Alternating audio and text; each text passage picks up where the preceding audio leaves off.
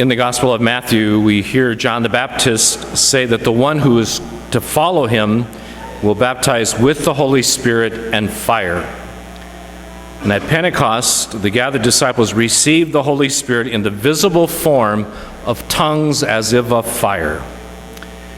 So it appears that Jesus today is referring to the fire of the Holy Spirit. And how could that cause division? How could Jesus, the Prince of Peace, cause division? Maybe we need to look at peace. What is it? To some, peace might mean everything is quiet, law and order prevail.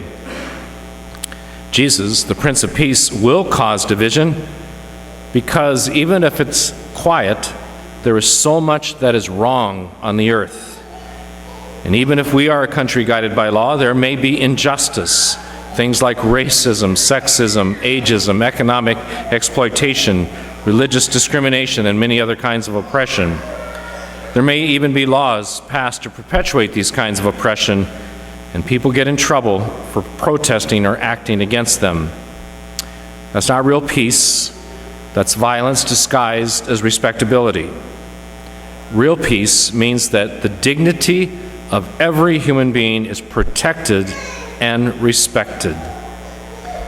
The command to love our neighbor obliges us to protest against the mistreatment of any human being and to struggle for justice no matter whether a person is born in this country or not. And that can create division. Look at Martin Luther King Jr. and the others who lit a fire for racial justice. Many were jailed, many were killed, and King himself was assassinated. But their fire for racial justice is still burning. I think all of us know that our nation is not at peace and experiences much division. We cannot say that as a nation we are truly at peace as long as people struggle to get or afford health insurance, as long as minorities are treated differently from others by law enforcement, as long as women are paid less than men for the same kind of work, as long as special interests are allowed to destroy our environment, as long as immigrant families are separated and children detained in poor conditions, as long as prosecutors put innocent defendants on death row, as long as doctors are allowed to medically put people to death, and as long as unborn children are deprived of their right to life. When Catholics, other Christians, other people of goodwill protest against these violations of human dignity, people will call us divisive. But if we say we love God, then we've got to do it. John's first letter says quite directly, any who say they love God and hate their brother or sister is a liar.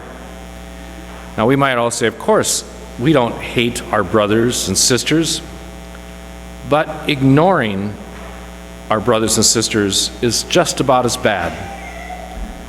To ignore a brother or sister and their plight is not love. To love is to will their good. And there are those who instill in us fear, trying to stifle our work for the respect of every human being and justice for all. We are Christ's body. Our world and our nation needs us to light a fire of the Holy Spirit. If we truly love God and allow the fire of the Holy Spirit to take hold of us, it will move us to work for the dignity of every human being, unborn and born, no matter race, religion, or country of origin. It will cause division, and we will be mocked and made fun of, and there will be those who try to silence us. But we have to speak out and act on behalf of the dignity of every human being. That is the way to personal, individual, inner peace, and also true peace for our world. Pope Paul VI said it well a number of years ago when he said, if you want peace, work for justice. If you want peace, work for justice.